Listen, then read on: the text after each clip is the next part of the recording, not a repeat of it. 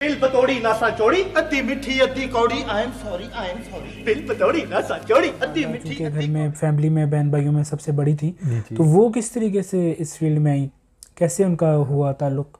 वो इसी तरीके से आई कि बस क्योंकि फादर का मेरे इंतकाल हो गया था, हम लोग कराची की कुर्बानी उसमें एज ए नर्स छोटा सा रोल किया। मैंने आपको बताया ना, उनमें कॉन्फिडेंस पड़ा था, छोटा रोल भी उन्होंने करो, काम नहीं छोड़। चमक को लोग ज़्यादा देखते हैं बिल्कुल, लेकिन वो दरवेश थी। मैंने बताया ना, जूती टूटी हुई तो उन्होंने चले जाना, उन्होंने कहा जूती नहीं बेटा, कुछ नहीं, रिक्शा नहीं, वैन में चले जाना। सारी उम्र वैन पे काम किया उन्होंने, लास्ट में जाकर उन्होंने रिक्शे का सफ़र किया।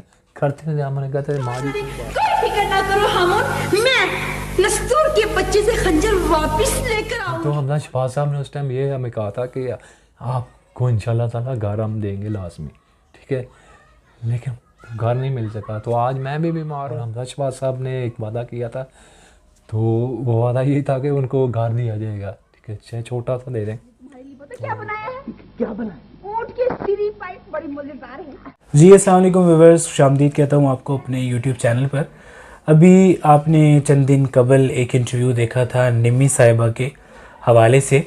इंटरव्यू तो खैर एक दिन में ही रिकॉर्ड कर रहा हूँ मैं, आज 5 दिसंबर 2023 है, क्योंकि व्यूअर्स ये भी जानना चाहते हैं कि कौन सी डेट होती है, आप ज़रूर बताया करें। तो इंटरव्यू आगे पीछे लगे हैं, इसीलिए मैं आपको बता रहा हूँ कि पहले मेरे चैनल पे निम्मी साहिबा का इंटरव्यू लगा था, और आज हमारी एक बहुत ही सीनियर आर्टिस्ट जिन्होंने अपना बड़ा नाम बनाया टीवी इंडस्ट्री में, तो उनके साहबजादे आमिर रज़ा साहब, इनसे मेरी बड़े अरसे से बातचीत चल रही थी पर टाइम नहीं बन रहा था। तो बिल आखिर आज हमें मौका मिला, तो हम लोग एक साथ इकट्ठे हुए और इतना इम्प्रेस हुआ मैं इनके अखलाक से और इनकी बातचीत से, इनके लब्बो लहजे से। महसूस ही नहीं हुआ कि वही पहली बार मुलाकात हो रही है। और इनसे जब मुलाकात हुई तो अफसोस हुआ कि काश नुसरत आरा साहिबा से भी मुलाकात होती, तो अंदाज़ा लगाया जा सकता है कि अगर ये इतने अच्छे हैं तो वो कितनी अच्छी हुई होंगी। बहरहाल तफसीली इंटरव्यू का आगाज़ करते हैं। अस्सलाम वालेकुम। वालेकुम सलाम। कैसे हैं आमिर भाई, आप ठीक हैं? अल्हम्दुलिल्लाह। सबसे पहले तो बहुत बहुत शुक्रिया कि आपने और आपके मामू ने इतना टाइम दिया, अपना कीमती वक्त दिया, उसके लिए मैं तहे दिल से आपका शुक्रिया अदा करता हूँ। वेलकम जी, आप आए, तशरीफ़ लेके आए, हमारे लिए बड़ी खुशी की बात है कि बहुत शुक्रिया आपका, आपने टाइम दिया मेरे लिए, वो बड़े ऑनर की बात है कि हमारी जो आर्टिस्ट हैं जिनको हम टीवी स्क्रीन पर देखते थे और फिल्म्स में हमने जिन्हें देखा, उनके हवाले से हम जब मेरे व्यूवर्स तक जो मालूमात पहुँचे तो बड़ी खुशी की बात है। अच्छा आमिर साहब, सबसे पहले तो जैसे मैं एक जो है ना, एक होता है फॉर्मेट होता है इंटरव्यूज़ का, आपको पता है, तो क्वेश्चन ऑलमोस्ट ज़्यादातर सेम ही होते हैं। मैं सबसे पहले यही पूछना चाहूँगा कि नुसरत आरा साहिबा का नाम नुसरत आरा भी नहीं था, वो अभी आज पता चला है। तो वैसे तो हम उन्हें बिल बतौड़ी के नाम से जानते हैं, हम बच्चों के जो है ना मनपसंद कैरेक्टर हुआ करता था। तो जो असली उनका नाम था वो क्या था, और नुसरत आरा नाम कैसे पड़ा, ये ज़रा थोड़ी सी स्टोरी बताइएगा। ज़रूर जी। असली नाम तो जो उनका था ना, फैमिली नेम था, वो था नसरीन अख्तर जी। अच्छा, नसरीन अख्तर के नाम से था उनका नाम ना जो। तो उसके बाद फिर जब वो इस फील्ड में आई तो फिर उन्होंने नाम चेंज कर दिया, जैसे अमूमन आप देखते हैं सारे ही करते हैं सब। तो फिर उनका नाम पड़ गया नुसरत आरा, तो ये उन्होंने अपने खुद ही रखा था और फिर इसी नाम से वो चलते हैं जी। अच्छा, किसी ने सजेस्ट किया था उनको या उन्होंने खुद? नहीं, उन्होंने खुद ही किया था, उन्होंने खुद इस नाम को रखा था। तो निम्मी साहिबा की तो तमाम तर तफसील हमें मिल गई कि वो कैसे आई फील्ड में। जी जी। उससे भी पहले आपकी वालदा चूँकि घर में फैमिली में बहन भाइयों में सबसे बड़ी थी, तो वो किस तरीके से इस फील्ड में आई, कैसे उनका हुआ ताल्लुक? वो इसी तरीके से आई कि बस क्योंकि फादर का मेरे इंतकाल हो गया था, हम लोग कराची में रहते थे, तो मेरी नानी वगैरह इधर थे सारे, वो फिर इधर आ गई वालदा लाहौर में। तो जब लाहौर में आए तो फिर वो उन्हें जो उनसे ना फिर जो है इस फील्ड में जाने का इत्तेफाक हो गया। तारिक अजीज साहब थे, तो इस तरह उनका प्रोग्राम चल रहा था, तो वो उधर के गुलाम घर पे कोई मिलने वाले थे हमारे, वो उनके साथ गए हैं वो। जी जी। तो फिर वो इस तरीके से जो उनसे ना वो उन्होंने फिर काम को स्टार्ट किया, यहाँ से उनकी शुरुआत हुई काम की। नीलाम घर में भी उन्होंने काम किया? नीलाम घर में मेरा ख्याल उन्होंने काम नहीं किया, एज ए गेस्ट वो देखने के लिए गए हुए थे। अच्छा, गेस्ट, वो जो जैसे पब्लिक जाती है, पब्लिक बैठी हुई थी, वो गए थे। तो बल्कि उनसे उन्होंने सवाल भी किया था तारिक साहब ने कि आपके कोट में कितने बटन लगे हैं, उन्होंने बताया तो वो फिर उन्हें इनाम भी दिया गया था, अच्छा क्योंकि वालदा अक्सर बताते नहीं। तो समझ लें यहाँ से उनका ना एक शुरुआत हुई है, स्टार्टिंग। 54 में पैदा हुई वो, हाँ, 1954 में, डेट ऑफ बर्थ। और लाहौर में ही पैदा हुई, लाहौर में जैसे पैदा- कि हमें बता दिया था जी जी आपके मामू जान ने। जी जी। तो बचपन उनका कैसा गुजरा? कभी कोई बचपन का किस्सा या कोई बचपन की कहानी उन्होंने सुनाई हो आपको? बचपन तो उनका बड़ा अच्छा गुजरा, शरारती भी थी और जैसे बच्चे शरारतें करते हैं वैसी भी थी। और जो है ना, ज़्यादातर उन्हें बचपन में ना फिल्में देखने का बड़ा शौक था। अच्छा, किस आर्टिस्ट को ज़्यादा देखना पसंद करती वो पुरानी फिल्में तो काफ़ी उन्होंने देखी, मुझे पता नहीं, लेकिन ना जो मैंने देखा उनको कि वो राजपूत साहब को बड़ा पसंद करते थे। अच्छा, राजपूत बॉलीवुड साहब- एक्टर। हाँ, बॉलीवुड के एक्टर थे राजपूत साहब। उनकी फिल्में देखते, उनके गाने सुनते थे। दिलीप कुमार साहब थे, यानी पुरानी फिल्में। देवानंद साहब जो उनसे थे, उनकी फिल्में देखते नहीं, पुराने गाने बड़े सुनते नहीं वो। तो ये गानों का उनको बड़ा शौक था, फिल्में देखने का बड़ा शौक था। बचपन उनका ऐसे ही गुजरा। अच्छा, इसीलिए वो इस फील्ड का हिस्सा भी बन गए। हाँ, इस फील्ड का हिस्सा ही बन गया। और बड़ा आर्टिस्टिक माइंड था उनका ना, कोई भी चीज़ बड़ी जल्दी पिक कर लेते थे और कॉन्फिडेंस बहुत था। हालांकि हमने प्राइमरी पास थे, वो ज़्यादा नहीं पढ़ी हुई थी, तो स्क्रिप्ट को भी पढ़ लेती थी और बड़ा कॉन्फिडेंस से काम करती थी। यानी कि वो ये नहीं था कि उन्हें कोई सांसें कमतरी हो गई है। वैसे बड़ी सादा लाइफ उन्होंने गुजारी है और बड़ी दरपेश टाइप की थी। तो मतलब जो उनके पास ये कपड़े नहीं है तो ऐसा होता है ना, यही कपड़े पहन के मैंने जाना है बड़ी तैयारी में। वो सिर्फ अपने काम के अंदर तैयार होती नहीं, चाहे उनके कपड़े जैसे भी हैं, जूती पहनी हुई है, जूती पुरानी है, ये नहीं पहननी, वो चले ही जाते थे। मैंने कहा नहीं, जब सेट भी होते थे तो ज़बरदस्त किस्म का काम होता था। और फिर देख आपकी परफॉर्मेंस जो है ना, आपकी अदाकारी से जाहिर होती है और ड्रेसिंग से नहीं है, ये आप ये कहने की कोशिश हाँ, करें? बिल्कुल बिल्कुल बिल्कुल सही आप कह रहे हैं। जी। तो इस तरीके से उन्होंने सारा अपना ना काम स्टार्ट किया और शौक था उनको बचपन बिल्कुल ऐसे ही। सबसे पहली बार वो किस ड्रामे में या किस में नज़र आई वो पहली बार? पहली बार तो मैं तो छोटा था उस टाइम। तो जब फादर का इंतकाल हुआ, स्टेज के ड्रामे किए उन्होंने। ये स्टेज पे उनके काफ़ी ड्रामे थे।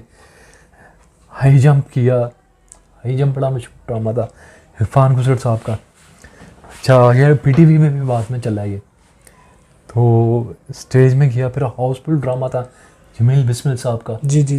उसमें नजमा महबूब बेगम साहिबा भी थी। तो वो एक उसमें मैंने भी काम किया था। अच्छा। बच्चों में मेरी सिस्टर थी, उन्होंने भी काम किया था।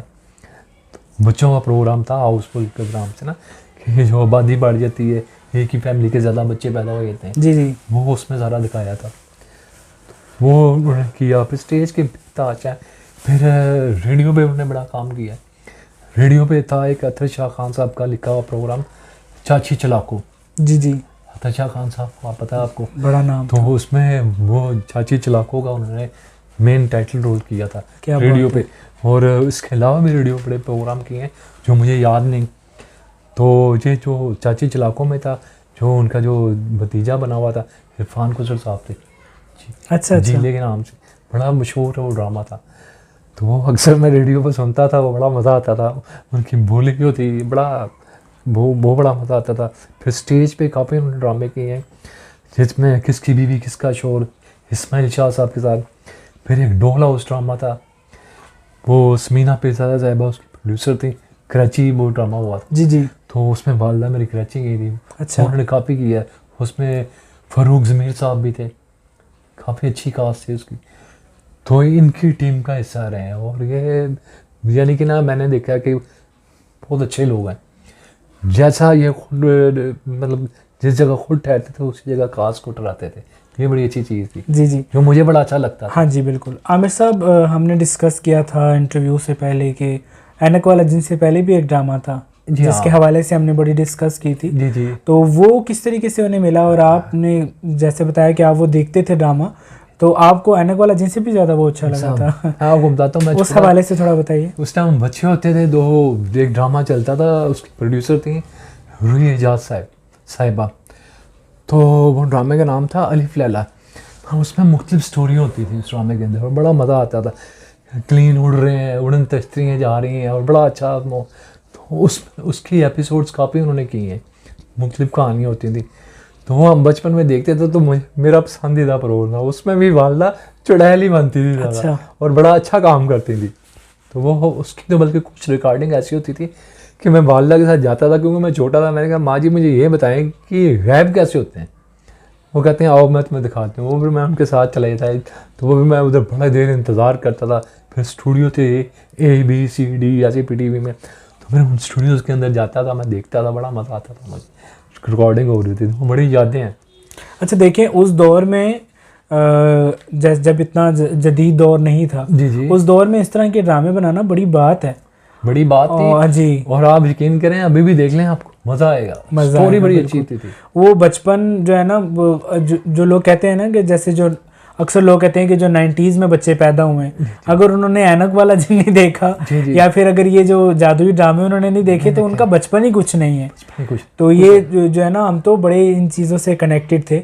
तो अच्छा, वो जो ड्रामा था उसके बाद फिर इनको ऐनक वाला जिन से अप्रोच किया गया था? वो ड्रामा काफ़ी देर पहले की बात बता रहा हूँ मैं। अच्छा, ये स्टार्ट की काफ़ी देर पहले की बात तब चलता। फिर उसके अलावा बीच में काफ़ी ड्रामे किए हैं, जैसे काफ़ी PTV के ऐसे ड्रामे जो मुझे इस टाइम नहीं याद, क्योंकि कई ड्रामों में मैं नहीं था। ये मैं वो बता रहा हूँ मैं इनके साथ था, या उनकी जो पुरानी यादें स्क्रिप्ट्स देखूँ तो शायद स्क्रिप्ट्स में नज़र आ जाए। ड्रामे थे, एक था अपना इशफाक साहब का लिखा हुआ ड्रामा था, फमीदा की कहानी उस्तानी रात की ज़बानी। वो अभी भी आप YouTube पर सर्च करेंगे तो आपको वो पूरा आ जाएगा। उसमें ये एक टीचर बनी हुई है कि एक टीचर, सारी टीचर्स बैठे, फहमीदा की कहानी, उस्तानी रात की ज़बानी। उसमें खुर्शीद शाहिद साहिबा थी, जिनका हाल ही में इंतकाल हुआ है। जी जी। तो उनकी बेटी बनी हुई थी फ़ायज़ा हसन, बड़ा नाम था उसका। बिल्कुल ऐसे ही। तो बड़े अच्छे तो वो टीचर होते हैं, सारे टेबल पे बैठे होते हैं। ये एक टीचर की कहानी सुन रहे होते हैं कि क्या है, बड़ी अपनी ना वाला काम था, फड़े मार रही, मैं तो ऐसी हूँ, तो मैं तो ऐसी। बड़ा अच्छा, वो कभी आप सर्च करेंगे ना। जी जी ज़रूर, तो आप देखिएगा, बड़ा अच्छा। बल्कि मैं कोशिश करूंगा कि उसका एक क्लिप भी चला दूं इसी इंटरव्यू के। बिल्कुल आप चलाइएगा, ताकि जो हमारे देखने वाले हैं, क्योंकि YouTube ज़्यादा अलाउड भी नहीं करता बहुत बड़ा क्लिप, कोई 8-9 सेकंड का आप चला सकते हैं। तो मेरी कोशिश होगी कि जो इनका वो पोर्शन होगा मैं ज़रूर जो है ना दिखाऊंगा। उसमें बड़ी यंग है माशाल्लाह, बहुत प्यारी लग रही है, बड़ा वो डायलॉग भी बड़े अच्छे इनके थे। मामा जी तो इस जगह को बिल्कुल पसंद नहीं करते, अजीब जगह है। इस सड़क पर जाओ तो इतना पॉश इलाका, इस सड़क लो तो इतनी थर्ड रेट बस्ती। फिर उसके अलावा काफ़ी ड्रामे इनके, फिर होता अपना अबाबिल, इनका अबाबिल था जमील पकरी साहब के साथ। फिर ऐसे काफ़ी छोटे छोटे भी थे, फिर काफ़ी ड्रामे जो मुझे नहीं याद। अब माजरत चाहता हूँ आपसे, दिल तो बड़ा चाह रहा है कि मैं बताऊँ। वालदा ने, क्योंकि वालदा को ज़्यादातर लोग जानते हैं ऐनक वाले जिन के हवाले से। बिल्कुल ऐसे ही 90s भाई, उन्होंने काम बड़ा किया है। और लेकिन उन्होंने ये समझ लेंगे ये उनकी लाइफ का एंड था जब उन्हें ये काम मिला। हाँ जी, यानी कि उनको समझ लेंगे यहाँ पे आर्टिस्ट को एक्सपायर ही कर देते हैं बेचारा, जो एक समझ लेंगे वाइट कलर टाइप का बंदा होता है, काम नहीं मिल रहा होता, शो शाह चमक को लोग ज़्यादा देखते हैं। बिल्कुल। लेकिन वो दरवेश थी, मैंने बताया ना, जूती टूटी हुई तो उन्होंने चले जाना। उन्होंने जूती नहीं बेटा, कुछ नहीं, रिक्शा नहीं, वैन में चले जाना। सारी उम्र वैन पे काम किया उन्होंने। लास्ट में जाकर उन्होंने रिक्शे का सफ़र किया। करते थे, मैंने कहा था माँ जी कोई बात नहीं, मैं आपको साइकिल पे ले जाता हूँ, बेटा तुम बैठो। हमें भी ज़्यादा बोझ नहीं डालते थे। और कितनी दफ़ा उनको मैंने कहा कि आप घर बैठ जाएँ, लेकिन एक आर्टिस्ट का माइंड मैं जानता था अपनी वालदा। अगर मैंने इन्हें घर बैठा लिया तो ये क्योंकि ना उन्होंने शादी की, तो उनकी तफरीह क्या थी, हर इंसान की उनकी बचपन का बताया, उनको शौक़ था काम करने का, गाने गुनगुनाती थी, फिल्में देखती थी। तो अब वो ये शौक़ अपना इस तरीके से पूरे कर रहे। लेकिन एंड बदकिस्मती ये हुई कि ऐनक वाले जिन जैसे ही बंद हुआ, उसके बाद इंडस्ट्री भी यहाँ से सारा ड्रामा इंडस्ट्री शिफ्ट हो गई। काम उनके पास था नहीं, वो सोचती रहती थी। ये बात लगे पैसे का इतना नहीं था, पैसा भी देखना ज़रूरी होता है, बिल्कुल ऐसे ही है, ज़िंदगी गुजारने के लिए उन्होंने अंदर से अपने आप को जिंदा। हम लोग उस टाइम जॉब्स कर रहे थे, छोटी मोटी जॉब मैं भी कर रहा था, माशाल्लाह सिस्टर मेरी अपने घर खुश थी। तो हम उन्हें ये नहीं कहते थे आप काम करें, लेकिन हमें पता था कि अगर हमने मना किया तो ये दिमागी तौर पे मफलूज हो जाएंगे। 1 साल मेरे 8 माह वो बीमार रहेंगे, ज़्यादातर 8 माह में 5 माह वो बिस्तर पर रहेंगे। तो उन्होंने हिम्मत नहीं हारी। पूरी ज़िंदगी में जो मैंने देखा ना उनको, जो मेरा जब से मैंने होश संभाला, वो 5 माह उन्होंने आराम किया, वरना उन्होंने आराम किया ही नहीं। पूरी लाइफ में बड़ी स्ट्रगल की है और घबराती नहीं स्ट्रगल से। बंदा होता ना मेहनत से घबराया था यार ये क्या रिजल्ट नहीं मिल रहा, वो कहते हैं रिजल्ट मिलेगा और वाकई रिजल्ट फिर उन्हें मिला। बिल्कुल ऐसे ही है कि इतने लोगों ने उनको जो उनसे पहचाना और उनके फ़ैन हुए और उनसे प्यार किया। तो देखिए आज उस प्यार की वजह से आप भी मेरा इंटरव्यू कर रहे हैं यहाँ पे। ये मेरे लिए बड़ी खुशी की बात है कि मैं आज आपके साथ बैठा हूँ। अच्छा आमिर साहब, एक तो जब वो जाती थी ड्रामा करती थी शूट पे, तो एक टेम्परामेंट भी अलग होता है, मिजाज भी अलग होता है। घर आके वो एज ए मदर कैसी थी? बहुत सही थी, एज ए मदर भी पता है दोस्तों की तरह थी। वो लगता ही नहीं था, ऐसा लगता था कि हम दोस्त ही आपस में। अच्छा, बड़ा अच्छा माहौल था। बल्कि वो कभी कोई चीज़ होती है डायलॉग वगैरह मुझे कहते हैं मुझे याद करवाओ, तो मैं पता कहता था नहीं माँ जी मैंने नहीं याद करवाना, मैं दूर भागता था। कहते हैं बेटा मुझे याद करवाओ, मुझे ये ना अच्छा ताकि रेचल हो जाएगी। तो फिर कभी कभार जब मुझे बड़ा शौक चढ़ा होता था फिर मैं उनके साथ रेचल कर लेता था, बड़ा इंजॉय करते थे। फिर ज़्यादातर वो मैं बता रहा हूँ यहाँ पे कि ना ये अभी जब वो स्कूलों के फंक्शन करती थी ना, इसमें काम ख़त्म हो गया तो स्कूलों में जाना उन्होंने शुरू कर दिया ना। कुछ हमारे नेबर्स से बच्चे आए थे कि आप मैडम हमारे स्कूल में चले, हम वहाँ पे ये जो उसी बिल बतौड़ी वाले कैरेक्टर का कह रहे हैं? जी हाँ, तो उसमें कहते लेकिन पता क्या करते नहीं, वो बिल बतौड़ी में ना अपनी सारी 2-3 आइटमें शामिल कर लें, डांस भी कर लेती थी, पुराने गाने भी मिक्स किए हुए थे उन्होंने ज़्यादातर ना पुरानी फिल्मों के। फिर वो एक व्हाट इज़ मोबाइल नंबर, जो एक आया गाना बड़ा मशहूर इंडियन फिल्म का, वो भी उस पर भी वो डांस करती थी। और मुझे याद है कुलियातुल बनात थी ना मुल्तान रोड पे है कॉलेज, जी जी, उधर फंक्शन था तो उधर जाकर उन्होंने इस खाने पे ना मुझसे इसको रेचल कर रहे थे। हालांकि डांस उन्होंने इतना सीखा नहीं हुआ था लेकिन उन्होंने डांस किया, बड़ा हल्का फुल्का था, बड़ा मज़ा आया, बच्चों बड़ा अप्रिशिएट किया। तो इस तरीके से बड़ा खुश रहती नहीं यार, जेलसी उनके अंदर थी। जिंदगी में हारी नहीं वो कभी? नहीं हारी नहीं। हालांकि हम उनको देख के बाद दफा हम कहते हैं नहीं माँ जी तफा करें, छोड़ दें, बस क्या है रहने दें आप, ठीक है। क्योंकि वो पैसों के लिए तो काम करती ही नहीं थी जी, ज़्यादातर तो अपने आप को इंसान ने ज़िंदा रखा। जिन्होंने पूरी जवानी अपनी दे दी इस फील्ड में, तो उस टाइम नहीं उन्होंने कमाया। आने वाले जिनसे 1300 का 1200 का अभी भी कॉन्टैक्ट मेरे पास पड़े हुए, तो इतने पैसे मिलने, लोग कहते हैं इतना पैसा था क्या किया क्या। जब उनकी ये मीडिया के ऊपर सारा कुछ चला तो उस टाइम भी मेरे सिर्फ ये थी डिमांड गवर्नमेंट ऑफ पाकिस्तान से, पंजाब से, कि सिर्फ आप इनका जो उनसे ना इलाज फ्री कर दें। बिल्कुल। हुए मैं भी गवर्नमेंट मुलाजिम में था, मैं एक जॉब करता था एज ए मर्चेंटाइजर एक स्टोर, मेट्रो स्टोर के ऊपर। तो लेकिन अल्लाह का शुक्र है कि वो जितने पैसे मिलते वो शुक्र था। वालदा जो मेरी थी तो बस ये है हमने हेल्प ली है बस गवर्नमेंट से। लोग पूछते हैं आपके पास बहुत पैसा है, पैसे ज़्यादा लोगों की दुआएं, लोगों का प्यार हमें मिला है। बिल्कुल ऐसे ही। तो हमें उसी चीज़ की ज़रूरत थी। आज आप जिस घर में बैठे हैं देखें ये भी किराए का है। बिल्कुल। अगर पैसा मिला है गवर्नमेंट ने दिया है, लोगों ने भी हेल्प की है। लेकिन जिस तरह लोग सोचते हैं ना कि बहुत पैसा मिला, कुछ हमारी फील्ड के लोग वो कहते हैं जी बड़ा कमाया उन्होंने, बड़ा पैसा है जी, बहुत पैसा है, ऐसी चीज़ नहीं है। और अल्लाह का शुक्र है कि हमारी वालिदा ने जितना हमारे लिए किया हमें फ़ख्र है आज। बिल्कुल। कि उन्होंने हमें अच्छी चीज़ें बताई, किसी का हक नहीं मारना, किसी का दिल नहीं दुखाना, ये चीज़ें जो बचपन में उनके साथ कोई बुरे वाक़यात भी हुए थे तो उन्होंने हमसे यही शेयर किया था कि बेटा किसी का दिल ना दुखाना, बिल्कुल, किसी का हक ना मारना। और आज भी जो भी लोग मुझसे मिलते हैं तो मुझे बड़ी खुशी होती है। अम्मी आज नहीं है लेकिन ये है कि लोग जब आते हैं तो नहीं, वो आपके अखलाक से लोगों के दिलों में जिंदा हैं, तो लोग मोहब्बत से आते हैं। अच्छा आमिर साहब, आपके वालिद साहब का क्या नाम था? वालिद साहब का नाम मेरा था साबिर रज़ा जी। अच्छा, साबिर रज़ा नाम था उनका। और तो डेथ कैसे हुई उनकी? Heart attack. अच्छा, सडनली हार्ट अटैक हुआ उनको। बैंक में जॉब करते थे वो, और अभी स्टार्ट ही थी जॉब उनकी ना जी। अच्छा। उसके बाद शादी हो गई उनकी। तो बस साथ उनका एक शौक़ था, उन्होंने काम सीखा पार्लर का, लेडीज़ कटिंग का, हेयर कटिंग। तो इसमें बड़े मास्टर थे वो, उन्होंने ना शादी से पहले काम सीखा हुआ था। तो कराची के अंदर ही उनकी शॉप थी, वहाँ काम करते तारिक रोड पे। तो साथ वो बैंक में थे, फिर डेथ उनकी हो गई जी जी। फिर वालदा इधर आ गई, तो आप देख लेंगे 4 साल का मैं था और 5 साल की मेरी सिस्टर थी।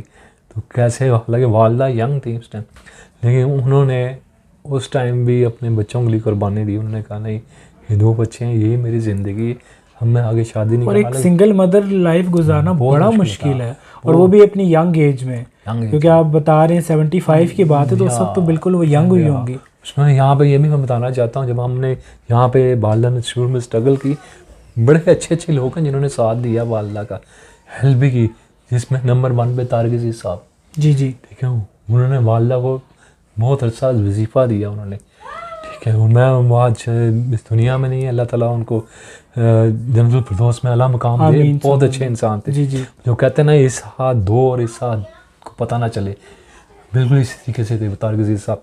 फिर कवी खान साहब का नाम लेना मैं यहाँ पे बड़ा समझता हूँ, वो बहुत अच्छे इंसान थे, वो भी बड़ी अच्छी बातें बताते थे और हेल्प भी कर दिया करते थे। इसके अलावा बिंदिया साहिबा का मैं यहाँ जिक्र करूँगा। बिंदिया साहिबा, बड़ी पुरानी बात बता रहा हूँ, जी जी, वो उन्होंने भी बड़ी हेल्प की, क्योंकि मेरी जो सिस्टर है ना मुझसे जो बड़ी वाली, उन्होंने चाइल्ड रोल में बिंदिया साहिबा के साथ एक फिल्म में काम किया हुआ है। फिल्म का नाम है यादों की बारात। अच्छा अच्छा, हाँ, और इंसान और फरिश्ता में भी मेरी सिस्टर ने काम किया है as a child as a child star. अच्छा, नदीम के साथ 2-3 पिक्चर उसने किया, और एक फिल्म में मैंने भी काम किया हुआ। वो एक फिल्म थी ना जिसका डायरेक्टर थे शुजा अकील साहब, डेथ हो गई भी। उन्होंने अभी जिक्र कर रहे थे आपसे कि रिक्शा ड्राइवर फिल्म बनाई थी, नजमा महबूब साहिबा का जो हादसा हुआ जी जी जी, ट्रेन वाला, वो ही डायरेक्टर थे शुजा अकील साहब। अच्छा अच्छा, तो उनकी फिल्म थी मशरिक मगरिब। तो जीना साहिबा की आखिरी फिल्म थी। हाँ, उस फिल्म में जो थे ना औरंगजेब साहब, इन्होंने काम किया था हीरो के रोल पे, ये थे, और साथ कमाल था। तो इनके पर एक गाना फिल्माया गया था मैं शालीमार बाग में, मैं गबरू पंजाब दा रसूला मेरा नाम, उसमें मैंने भी काम किया। उस गाने में डांस किया हुआ है, और साथ इसके औरंगजेब साहब के ना साथ आंटी थी मेरी, तो उसमें हमें बच्चों का काम था, साथ मेरी मशीरा थी, उन दोनों को हमें उन्होंने ना खोटियाँ पहना के चलवा के, तो मैं ऐसे वो अपना औरंगजेब साहब के इधर चढ़ जाता हूँ, वो कहते हैं मैं गबरू पहना, तो मैं थोड़ा नर्वस हो रहा था, बच्चा था, शर्माता बड़ा था, मैं ऐसे कर रहा हूँ। तो ये वो भी मैंने उस वाले से बताया आपको, ये भी एक याद थी, बिल्कुल वो काम किया हुआ है। अच्छा, अब बात करते हैं कि ऐनक वाला जिन के बाद उन्हें बिल्कुल काम मिलना बंद हो गया था, क्या वजह थी? काफ़ी वजूहत थी। एक तो ये था ना कि यहाँ से काम बिल्कुल ख़त्म हो गया था, बिल्कुल। ऐनक वाला जिन ख़त्म हुआ तो पीटीवी ड्रामे भी बहुत कम ऐसे बच्चों में बन रहे थे। बहुत बड़ी अच्छी आर्टिस्ट थी, उन्होंने बड़े काम किए, लेकिन काम ही नहीं मिल रहा था। चैनल ज़्यादातर बाहर थे, आउट ऑफ सिटी जी, वहाँ से भी काम नहीं आया। उन्हें अगर काम आता तो लाजमी जाते। उन्होंने हमेशा काम मांगा, उन्होंने ये नहीं कहा कि मुझे पैसे दे दो, मैं लुट गई तो मैं मर गई। भाई काम दें आप, बिल्कुल काम देंगे तो वो कुछ बंदा आर्टिस्ट कर लेता है।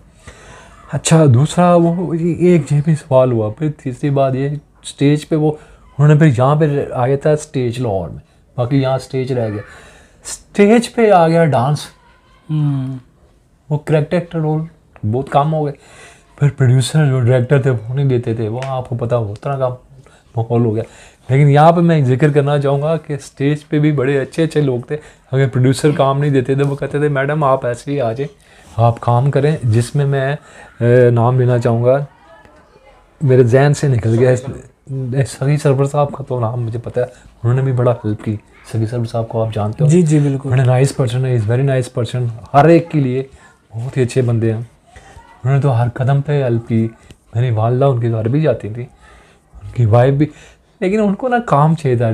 ये जो आर्टिस्ट होता है ना, उसको काम चाहिए होता है। बिल्कुल, ये नहीं होता कि वो उसको काम, अगर आप काम नहीं देंगे, कोई हट के दूसरा काम दे देंगे तो वो फिर ना आर्टिस्ट मार जाता है। वो तो फिर 2 टाइम का खाना तो बंदा घर पे खा लेता है। बिल्कुल ऐसे ही है। काम तो उसको दें ताकि उसके अंदर एक चीज़ हो कि मैं बाकी आर्टिस्ट हूँ। अब इतने हमारे हमसाया ममालिक में यहाँ पे इतने, कभी खान साहब माशाल्लाह अल्लाह ताला ने जन्नत में जगह अता फरमाए, एंड तक काम करते रहे। बिल्कुल ऐसे तो कितने अच्छे आर्टिस्ट थे। बिल्कुल वैसा आर्टिस्ट आया ही नहीं आज तक। बिल्कुल ऐसे ही। ठीक है, तो वो अगर काम बंद कर दें, बैठ जाएं आप भी, ठीक है, वो जब बीमार हुए तब वो कनाडा गए। कहने का मकसद वो तब तक काम करते रहे। तो अगर पहले ही वो काट जाते तो पहले ही बीमार। बिल्कुल ऐसे ही आर्टिस्ट थे वो। अच्छा आमिर साहब, उन्होंने नुसरत साहिबा ने किसी फिल्म में भी काम किया, सिर्फ ड्रामों में ही काम किया? फिल्मों में भी बड़ा काम किया। अच्छा। हाँ, उन्होंने 4-5 फिल्मों में काम किया। मैं बताता हूँ, सबसे पहले वो एक तो उन्होंने किया मशरिक मगरिब में, जिसका मैंने नाम लिया। जी जी, इसमें उन्होंने रोल किया। फिर उसके बाद एक फिल्म थी उनकी कुर्बानी, उसमें एज ए नर्स छोटा सा रोल किया। मैंने आपको बताया ना, उनमें कॉन्फिडेंस बड़ा था, छोटा रोल भी बोला क्या करो, काम नहीं छोड़ना। कुर्बानी नदीम साहब वाली? नदीम साहब की कुर्बानी, जी। उसमें ना नर्स बनी होती है, बेटा पैदा होता, उसकी खुशखबरी देती। अच्छा, वो फिल्म मैंने सिनेमा में जाकर देखी, मेरी वालदा की फिल्म है जी, मैं जाऊँगा देखूँगा। फिर उसके बाद उन्हें एनक जिन फिल्म बनी थी परवेज़ खलीम साहब। हाँ जी। ठीक है, अब यहाँ पे मैं अब एक बात कह देता हूँ, करनी तो नहीं चाहिए लेकिन मुझे याद आ गया, उनको पैसे नहीं दिए, जो मुआहदा किया था पैसे नहीं दिए। हालांकि उस फिल्म में एनक वाले जिन के राइटर ए अमीर साहब और प्रोड्यूसर पिस्ताई साहब भी नाराज़ हो गए, वो कहते नई फिल्म में काम करना, कोई फिल्म की और इनकी आपस में, लेकिन वालदा काम कर लेती थी, वो प्यार से है जी आपने काम करना। अच्छा, मुआवजा ही नहीं दिया उस उसका मुआवजा उन्हें दिया ही नहीं, तो यानी कि बहुत ही कम, जो वादा किया था बहुत कम दिया। तो उन्होंने देखे उधर भी बुरे मान गए, उधर भी बुरे मान गए, उन्होंने कहा चलो कोई बात नहीं। ऐसा उनके साथ बहुत दफ़ा हुआ। अच्छा, फिर मैं आपको यहाँ पे एक जिक्र करूँगा कि समीना पीरज़ादा साहिबा जी, उनसे उन्होंने उनको काम ही दिया। अच्छा, काम के पैसे देते, काम दिया, जो भी काम उनको दिया ना, काम के पैसे देते थे। उनके जो ड्रामे चलते थे, ढोल हाउस वगैरह, अच्छी जगह पे ठहराना, ठीक है, अच्छा माहौल प्रोवाइड करना, ठीक है, एक्टर का ख्याल करना, ये सारा उनकी तरफ से होता था। इरफान खुसर साहब के साथ भी काम किया जी, उनकी साथी प्रोडक्शन में, उन्होंने भी ऐसे किया। फिर उनके ड्रामे हाई जंप था, स्टेज का पिंडी जाता था तो वो जाते थे वहाँ पे। तो ये तो सिलसिले जो है ना इस तरीके से ऐसे चलते रहे। तो आमिर साहब एंड कैसे उनकी तबीयत ख़राब हुई, क्या हुआ उनको? अच्छा, एंड उनका ऐसे हुआ कि जी एंड में उनको फालिज हो गया। अच्छा सॉरी, बात मैंने काट दी जी जी, कि वो मुझे याद आ गई कि जब ये ड्रामा ख़त्म हुआ ना, सारा यहाँ पे सारा माहौल नाचने गाने वाला आ गया सारा, बिल्कुल। तो वो ड्रामा काफ़ी एक्टर ड्रामे से साइड पे हो गए, सुहेल अहमद साहब साइड पे हो गए। तो अब इन्हें काम नहीं मिल रहा था, कहते थे हम इनको यार काम दें, ठीक है। तो ये ना अब काम की तलाश मैंने कहा छोड़ दें। वो कहते हैं मुझे काम दो, जैसा भी मिलेंगे। फिर काम एक 10 15 मिनट के काम के लिए ना रात के 12 1 बजे आ रही। अच्छा, ठीक है, बेचारा जो काम क्या मिलना है, जितने पैसे मिलने उतने रक्शे में चले जाने। ओए होए। फिर एक थी वो आर्टिस्ट थी, डांसर थी, नाम मेरा जहन से निकल गया उनका। तो वो जो थी ना, उन्होंने फिर इनको अपने पास से पैसे दिए कई दफ़ा। तो ये मुझे बताते थे उन्होंने मेरी हेल्प की है। तो मेरे सॉरी मैं मादर चाहता हूँ, नाम उनका मेरे जहन से निकल गया, बिल्कुल जाएंगे, पता नहीं क्या नाम था उनका, जहन में नहीं आ रहा है इस टाइम। डांसर थे अभी हाल ही में स्कीम मोड वाली साइड पे ना, समझदार उधर रहती हैं वो। तो उन्होंने काफ़ी हेल्प की। आमिर भाई, अगर आपको उनका नाम याद नहीं आ रहा तो जब अगर बाद में आपको नाम याद आ जाएगा, आप मुझे मैसेज कर दीजिएगा, मैं उनकी या पिक्चर लगा दूंगा या फिर उनका नाम जो है स्क्रीन पे अपेयर कर दूंगा। परी करके नाम। अच्छा अच्छा। तो अब ये बताइएगा कि जैसे आपने बताया कि काम नहीं मिल रहा था, उसके बाद फिर बीमार हो गई थी, फालिज हुआ था, तो कितने 8 मंथ आपने बताया था कि 8 मंथ तक उनका जो है 2016 के लास्ट में एंड पे जाके बीमार हुई हैं। फिर उनकी ना मीडिया पे पता चला है, फिर वो CMH हॉस्पिटल को एडमिट करवाया जी। तो जनवरी में एडमिट करवाया, 15 दिनों बाद उन्हें डिस्चार्ज कर दिया जी। उसके बाद फिर घर पे आ गई। मैं घर पे जो है ना रही तकरीबन 10 माह। अच्छा, 10 माह यानी कि वो 5 माह सिर्फ बिस्तर पे रही हैं। वो भी मैंने ज़बरदस्ती उठाता था, फिजियोथेरापिस्ट लगवाया हुआ था, मैं उनको डेली मसाज करता था, नहलाता भी खुद था। मैं कहता माँ जी आपने परेशान नहीं होना, आपने बहुत कुछ किया, अब हमारी बात। लेकिन वो एंड तक यही कहते रहे कि मुझे ना काम करने दो, मुझे काम करना। मैंने कहा माँ जी नहीं हो सकता। बल्कि एक प्रोग्राम टेलीविज़न का पेश नज़र के नाम से आता था, तो वो भी घर पे लास्ट इंटरव्यू उनका वही है। तो ये सारी सिचुएशन थी। फिर 14 अक्टूबर 2017 को उनकी डेथ हो गई, 5 महीने बीमार रहे। इस माँ ने, जिस औरत ने सारी उम्र काम किया और ऐसे हमें दिया हो, यानी कि वो देने से मुराद ये माँ तो बच्चों को देती है, बिल्कुल ऐसे ही। तो वो हम उन्हें कहते थे ये ज़रूरत नहीं आप अपने लिए बनाए, नहीं बच्चे हैं, माँ अगले जो बच्चे ही होंगे ना, जब उन्होंने अपनी पूरी ज़िंदगी दे दी तो फिर पीछे क्या रहे थे। तो उनकी दुनिया हम दोनों ही थे। बिल्कुल। मेरा बाईपास जब 2008 में होता तो उन्होंने यकीन करें इतनी बुरी होकर भी ऊपर नीचे फिरती रहती नहीं, वो सारा कुछ किया। और उस बाईपास में तारिक अजीज़ साहब और उनकी बेगम जो उनसी हैं डॉक्टर ख्वाजा तारिक अजीज़ साहिबा, उन्होंने बड़ी हेल्प की। बल्कि ब्लड देने के लिए जिस दिन मेरा ऑपरेशन था वो खुद आ गए। अच्छा, क्या बात है। तो ये उनका बड़ापन है बिल्कुल ऐसे ही है। कि वो मेरी वालिदा की बात सुन लेते। फिर यहाँ पे एक जिक्र मैं और करूँगा, तकीब नासिर साहब ने हॉस्पिटल्स के अंदर अपने रेफरेंस से मेरे इलाज के अंदर मेरे लिए आसानियाँ पैदा फरमाई। क्या बात है। ये उनका बड़ापन है, ठीक है। फिर उनके वो जब कॉल करके पूछते थे, फिर मेरी बारी नहीं आ रही, 1.5 माह मैं हॉस्पिटल में, 1.5 माह के बाद उन्होंने कहा बेटा आपका ऑपरेशन हुआ था। फिर जवाद सादिक खान साहब थे सबसे बड़े सर्जन 2008 में, फिर उनसे उन्होंने टाइम लिया, फिर उस टाइम में मेरा ऑपरेशन वहाँ पे हुआ। तो मैं उन सब के लिए बहुत दुआ करता हूँ। ये सबसे बड़ी बात ये है ना कि मुश्किल वक्त में जो आपका साथ जी, देते हैं बिल्कुल। वही आपके मोहसिन होते हैं। अच्छा ये बताएं कि हुकूमत की तरफ से आपको कोई इमदाद हुई थी उस टाइम में जब वालदा बीमार थी, ज़रा बताइएगा। और मज़ीद आप क्या अपील करना चाहते हैं हुकूमत से, क्योंकि अभी आप भी बीमार थे और मैंने आपसे पूछा और लास्ट 15 डेज से आपकी तबीयत काफ़ी ख़राब है। तो मज़ीद अगर आप कोई हुकूमत से अपील करना चाहें अपने हवाले से, क्योंकि घर भी आपका रेंट का है, तो प्लीज़ पहले बताएं कि कैसे किसी ने इमदाद की। गवर्नमेंट ऑफ पाकिस्तान जो थी ना, गवर्नमेंट ऑफ पंजाब, इन्होंने की तरफ से हेल्प हुई थी। बैतुल माल से ना मान लो 10 लाख रुपए मिला थे जी। शेख हमदा शहबाज साहब आए थे घर पे ना हमारे समनाबाद में, तो उन्होंने हेल्प की थी। वो चेक भी मिल गया था। फिर वो चेक जो बीमारी पे लगा, 10 माह बीमार रही है, ठीक है। सारा तो नहीं लगा, मैं ऐसे झूठ बोल, सारा लगा, तकरीबन 2-3 लाख रुपया बच गया था, ठीक है। वो करते रहे उनको, ये वो सारा उन पर लग गया। उसके बाद वो अल्लाह बस ज़िंदगी उनकी इतनी थी। तो हमदा शहबाज साहब ने उस टाइम ये हमें कहा था कि आपको इंशाल्लाह ताला घर हम देंगे लाजमी, ठीक है। लेकिन घर नहीं मिल सका। तो आज मैं भी बीमार हूँ, तो बल्कि मेरी जो वालिदा हैं वो तो बड़ा शुक्रिया अदा करती हैं। उस टाइम भी उन्होंने बड़ा शुक्रिया अदा किया था। मियाँ साहब ने वजीफ़े लगवाए हुए थे, मियाँ नवाज शरीफ साहब। जी जी, ठीक है, आपको पता होगा सब आर्टिस्टों के। तो वो चेक उन्हें मिलता 10,000 का हर माह, ठीक है। जब तक उनकी गवर्नमेंट रही उसके बाद मिलता रहा उनको काफ़ी अच्छा। फिर बंद हो गए सबके साथ, जब बंद हुए तो उनका बंद हो गया था। तो बल्कि मैं बड़ा शुक्रिया अदा करता हूँ मियाँ नवाज शरीफ साहब का। और हमदा शहबाज साहब ने एक वादा किया था, तो वो वादा ये था कि उनको घर दिया जाएगा, ठीक है, चाहे छोटा सा दे दें। तो घर उनको नहीं मुझे मिला आज तक। तो उसके बाद उनकी गवर्नमेंट भी चली गई। तो अब उनकी गवर्नमेंट है, मैं तो ये उनसे अपील करता हूँ, दुआ करता हूँ। मेरे पास गवर्नमेंट जॉब नहीं है, मैं प्राइवेट जॉब करता हूँ और मैं बीमार में, मेरा बाईपास भी हुआ हुआ है। लेकिन आप इसको ये ना समझिएगा कि मैंने फिर मांगने की, अक्सर लोग ये समझते हैं कि इनको मांगने की आदत है। मांगने की कोई चीज़ नहीं। पहले मैं ये नहीं, बस मैं सिर्फ ये कह रहा हूँ, अगर कोई घर के लिए कुछ कर सकते हैं तो आप वेल एंड गुड, बहुत अच्छी बात है।